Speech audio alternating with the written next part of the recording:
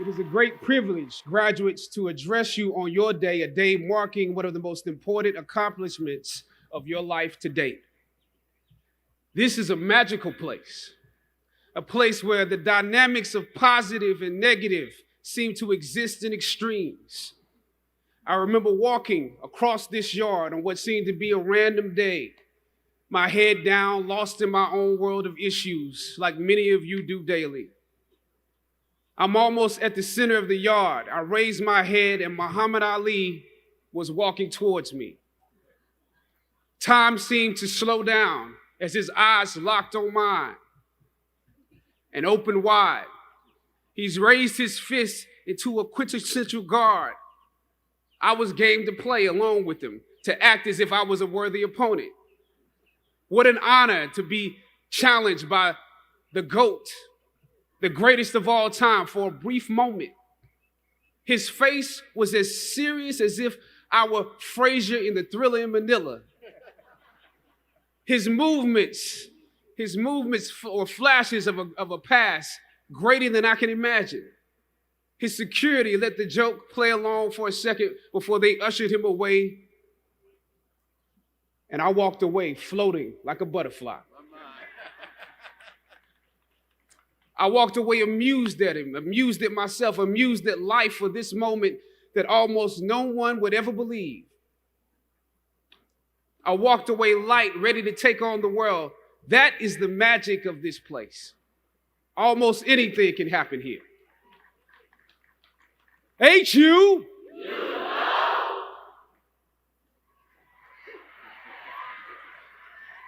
Howard University. I was riding here and I heard on the radio somebody call it Wakanda University. But it has many names: the Mecca, the Hilltop. It only takes 1 hour, one tour of the physical campus to understand why we call it the Hilltop. Every day is leg day here. That's why some of you have cars. During my junior and senior years, I lived in a house off campus at Bryant Street. For those of you, that's right, Bryant Street. For those of you who don't know what that means, that's at the bottom of the hill where the incline gets real. Almost every day I would walk the full length of the hill to Fine Arts, where most of my classes were, carrying all of my books, because once you walk that far on foot, you're not walking back home until it's time to go home for good. But beyond the physical campus, the Hilltop represents the culmination of the intellectual and spiritual journey you have undergone while you were here.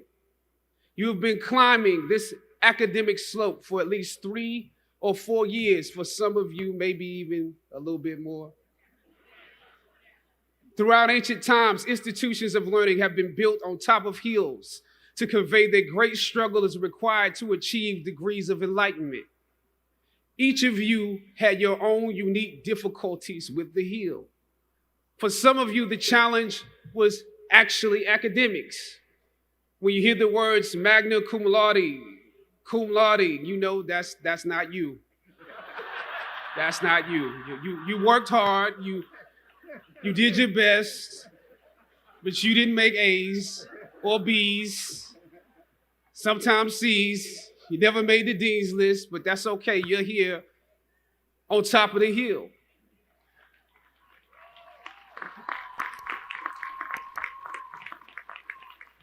And I want to say something to that.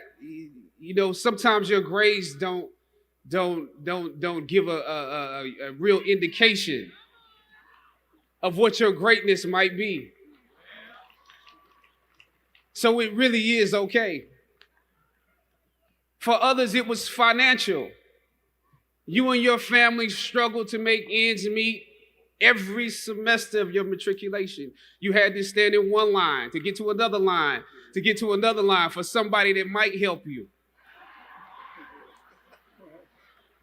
You had to work an extra job or two, but you're here. For a lot of you, not all, but a lot of you, your hardest struggle was social. Some of you never fit in. You were never as cool and as popular as you wanted to be, and it bothers you. So your social struggles here became psychological.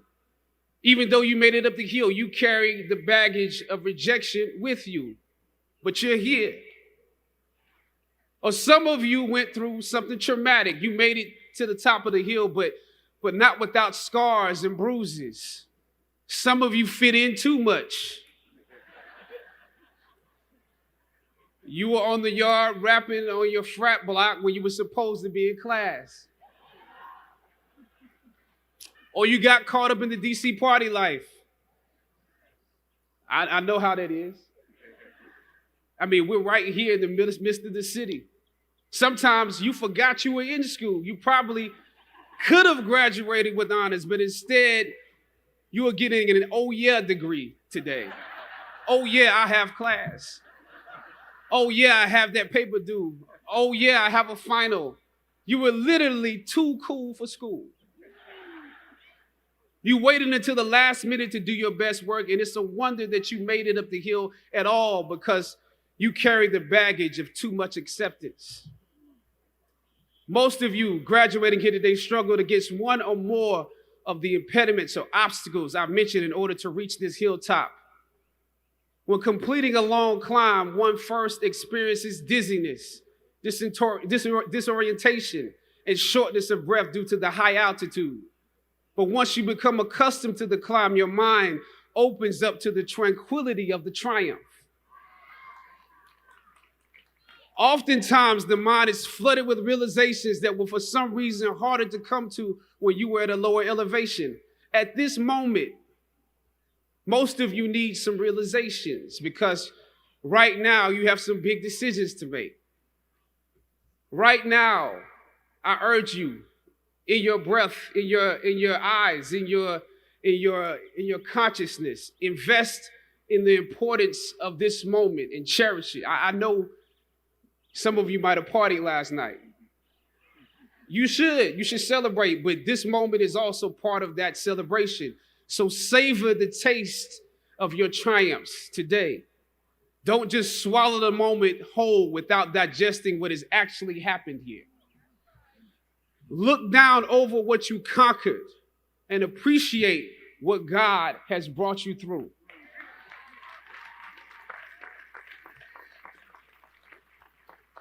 Some of you here struggled against the university itself. This year, students protested and took over the A building, formulated a list of demands, and negotiated with our president and administration to determine the direction of our institution. It's impressive. Similarly, during my years here at Howard, we also protested and took over the A building. In order to preserve Howard's annual appropriations from Congress, President H. Patrick Swagger decided to reduce the number of colleges at the university. By his plan, engineering would need to merge with architecture, nursing would merge with allied health, and fine arts, my school, would be absorbed by arts and sciences. That's how we saw it, absorbed. For many of us in fine arts, this signaled to us that our curriculums or the curriculums of students following us might become watered down concentrations. This undermined the very legacy we were proud to be a part of and aim to continue. The fine arts program had produced Felicia Rashad, Debbie Allen, Isaiah Washington, Richard Wesley, Donnie Hathaway, Roberta Flack, just to name a few. We felt that, yes, you could go on and on.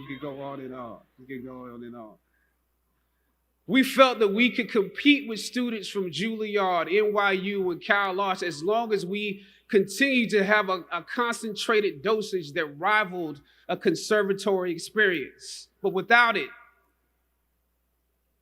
although we took over the A building for several days and presented our arguments to President Swagger and the administration, the schools were still merged. Thus, the current collection or formation of schools exists. That's why I view your recent protest as such an accomplishment for both sides of the debate, student and administration.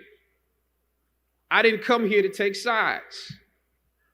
My interest is what's best for the school. A Howard University education is not just about what happens in the classroom, students.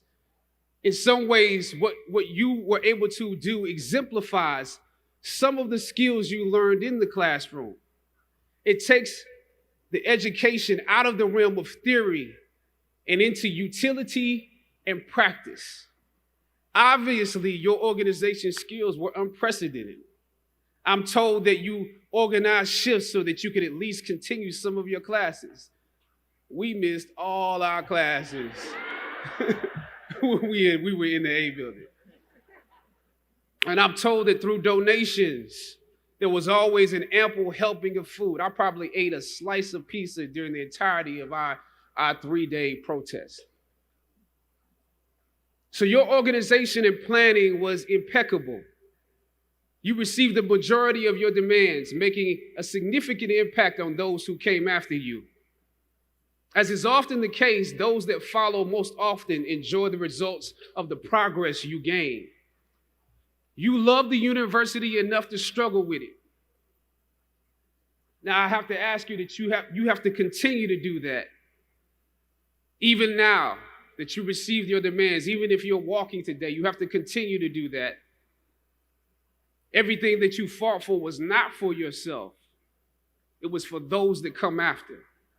You could have been disgruntled and transferred, but you fought to be participants in making this institution the best that it can be. But I must also applaud President Wayne Frederick and the administration for listening to the students.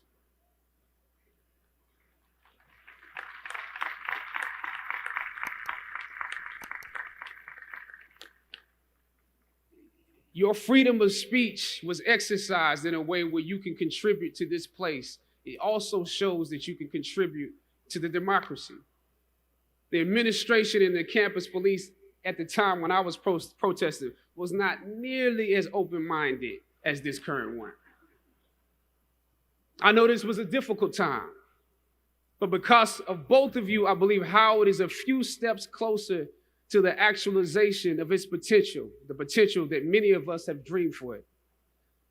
Students, your protests are also promising because many of you will leave Howard and enter systems and institutions that have a history of discrimination and marginalization. The fact that you have struggled with this university that you love is a sign that you can use your education to improve the world that you are entering. I was on a roll when I entered the system of entertainment, theater, television, and film. In my first New York audition for a professional play, I landed the lead role. From that play, I got my first agent.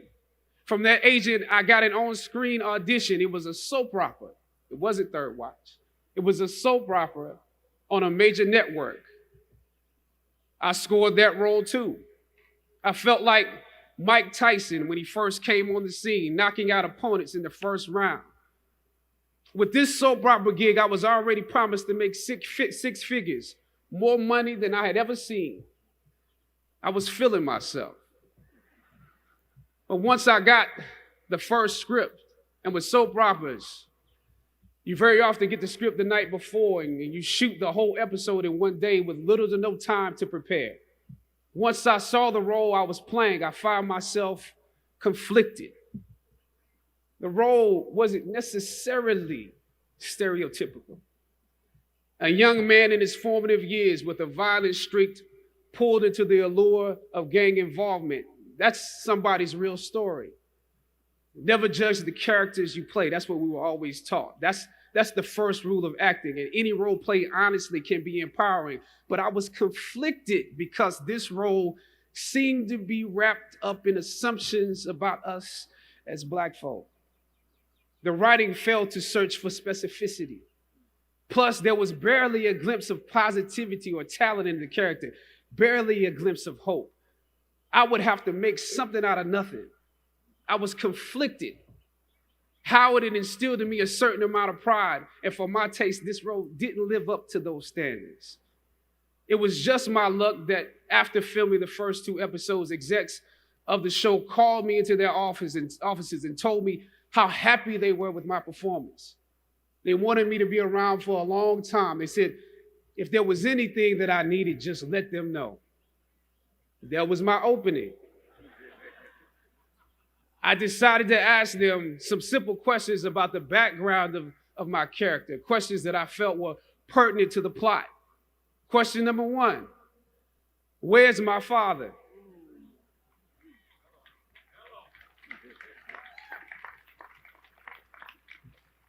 The exec answered, well, he left when you were younger.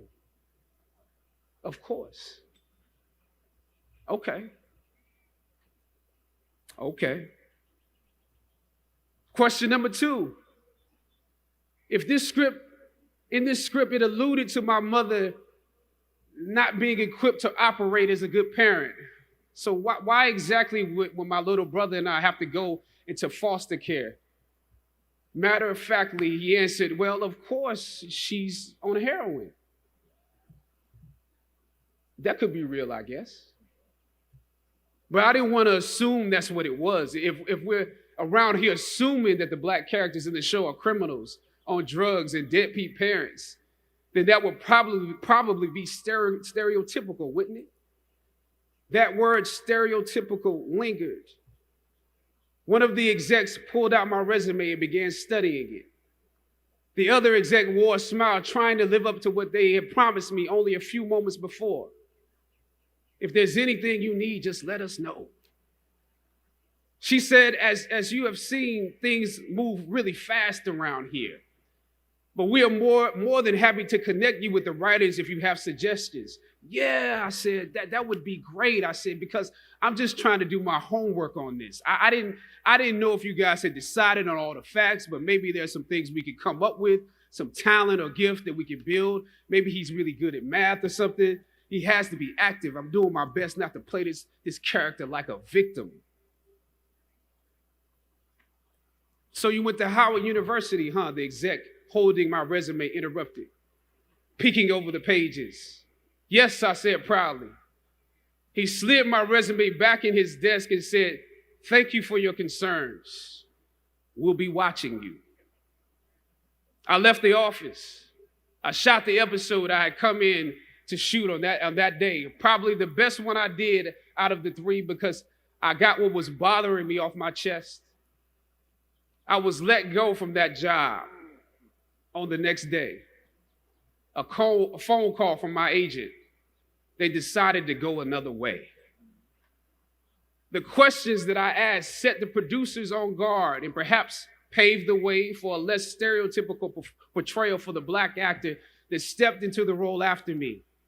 As the scripture says, I planted the seed and Apollos watered it. But God kept growing. God kept it growing. Yet and still, when you invest in a seed, watching it grow without you, that is a bitter pill to swallow. A bitter pill. Anybody that's ever been fired knows what I'm talking about. Even if you really don't want the job, when they let you go, it's like any breakup. You act like you don't care. I didn't need that damn job anyway. I didn't need them.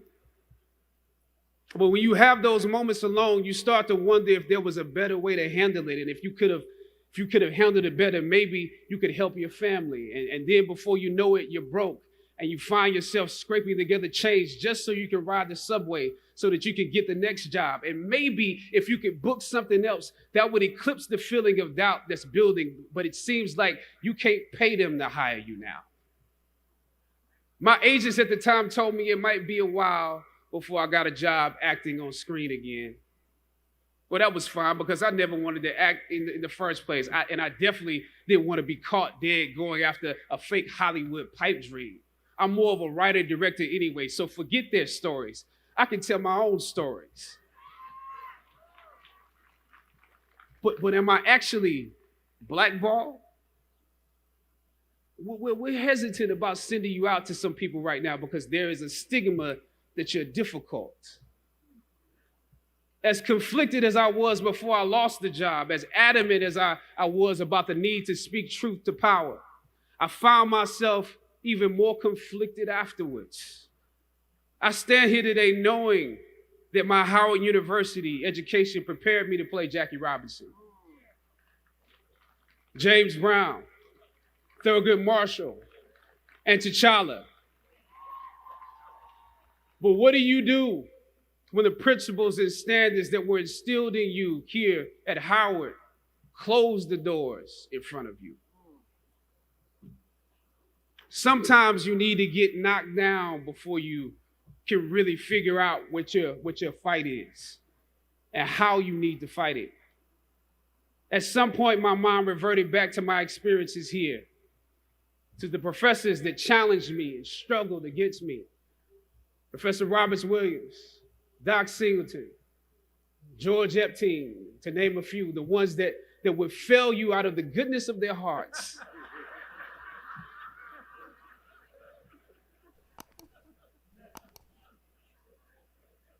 And this may be hard to grasp for some of you right now, but I even considered President Swaggart and how negotiating with him was practice for a world that was considerably more cruel and unforgiving than any debate here, one that had no interest in my ideals and beliefs. How would I maneuver through all of this? Finally, I thought of Ali in the middle of the yard, in his elder years, drawing from his victories and his losses.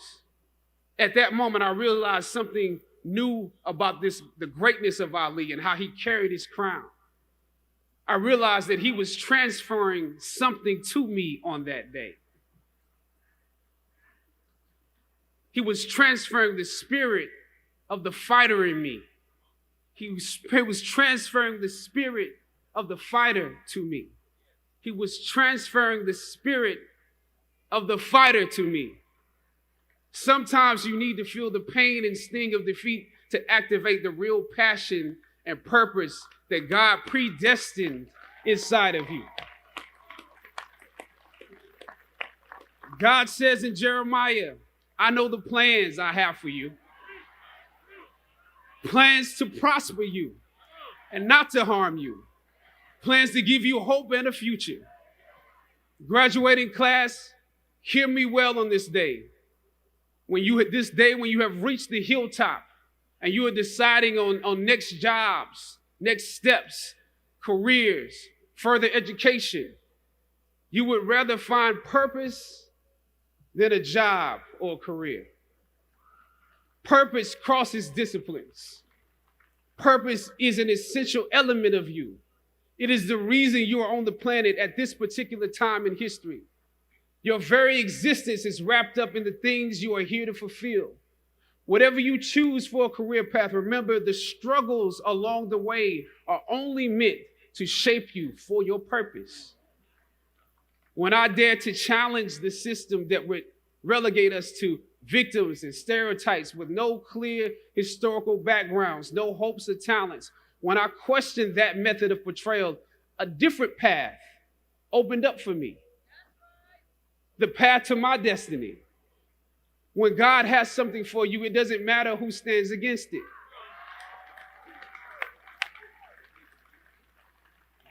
God will move someone that's holding you back away from a door and put someone there who will open it for you. If it's meant for you,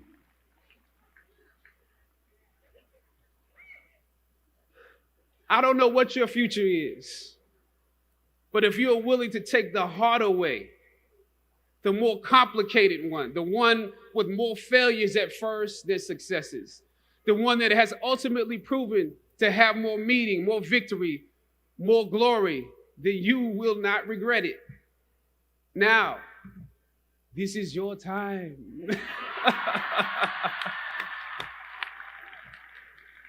The light of new realization shines on you today. Howard's legacy is not wrapped up in the money that you will make, but the challenges that you choose to confront. As you commit to your past, press on with pride and press on with purpose. God bless you. I love you, Howard. Howard forever.